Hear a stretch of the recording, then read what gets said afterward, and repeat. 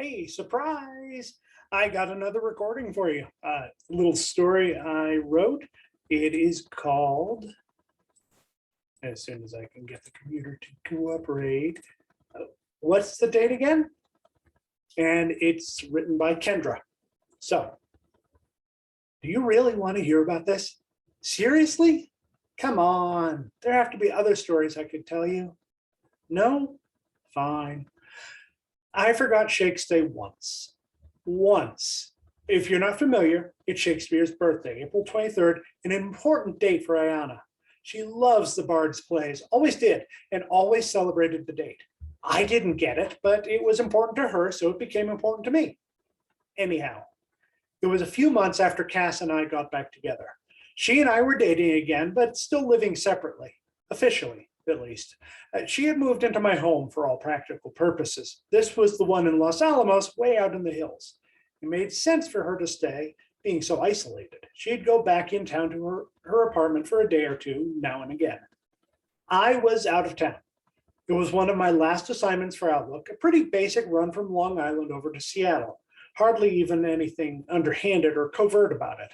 I hopped on a jump bug from the island to Richmond, then transferred to another bug for the Richmond-Bellingham leg. I didn't even have trouble at customs because the Empire and the US were on good terms, at least for the moment. And well, since I've done this for 10 years, longer than anyone else in the company, I knew all the tricks. The only snafu happened in Bellingham, and I missed my scheduled ride. The package made it on time and intact, and that's what counts, right? Not how many bruised bodies and egos I left in my wake. But the run was finished and I was tired. All I wanted to do was go home because I knew Cass would be there and collapse. I arrived home in the middle of the afternoon, walked in and noticed some oddities. Like what, I hear you ask? Well, the curtains were closed. The lights were on but turned down low, and there's music playing in the background. Weirder still, there's no Ayana. Cass, I called. Back here. I followed the voice. Ayana's in our bedroom, and I stopped dead in the doorway. Look, you all know I think she's the most beautiful person ever to walk this planet or any other, but she outdid herself.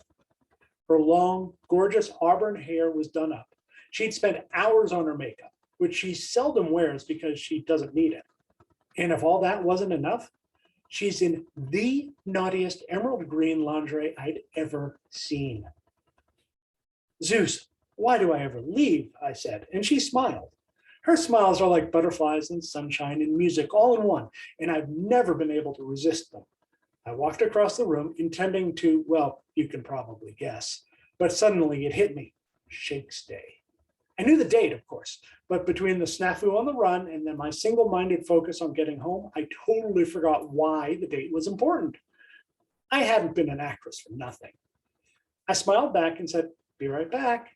She raised an eyebrow and I shook my coat at her, still wet from the snow. I'll be waiting. I turned and walked until I was out of sight, then ran for the entryway.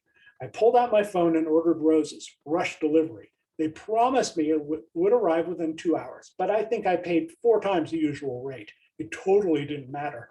I ditched the coat, lost the shoes, my work shoes, comfortable and occasionally stylish, but not romantic, and headed back to the bedroom, all in about 90 seconds. Hi, I said.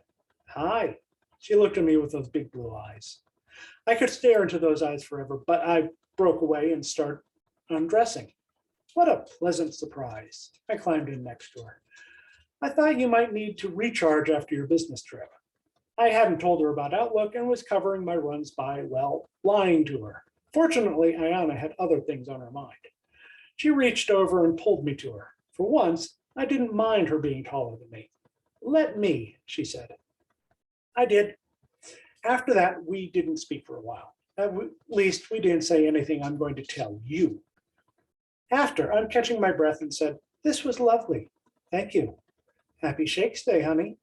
And a memorable one it is. Our first one together since our senior year.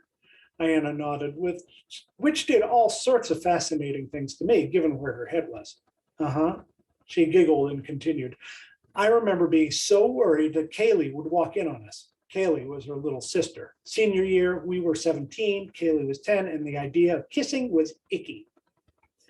Why didn't we go over to my house? I couldn't remember because my folks weren't home and yours were. Besides, you wanted to surprise me. I laughed at the sudden memory. Right, me naked reciting Romeo's speech to Juliet. She giggled again. Well, I did, didn't I? You did, totally unexpected. We kissed some more, and just as things were getting interesting again, the doorbell rang. I'm not expecting anyone. She pouted and I grinned. I am. Hold on. I reluctantly got out of bed, pulled on a robe that just about covered my ass, and padded to the door.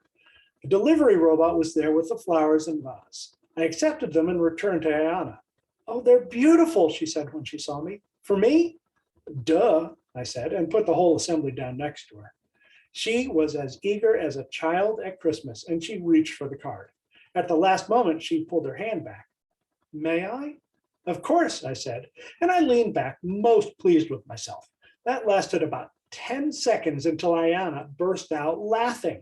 This wasn't the, oh, how lovely and thoughtful of you, my darling, kind of laughter. No, this was more, what a complete boner kind. And it's totally not what I expected. What? I demand, racking my brain.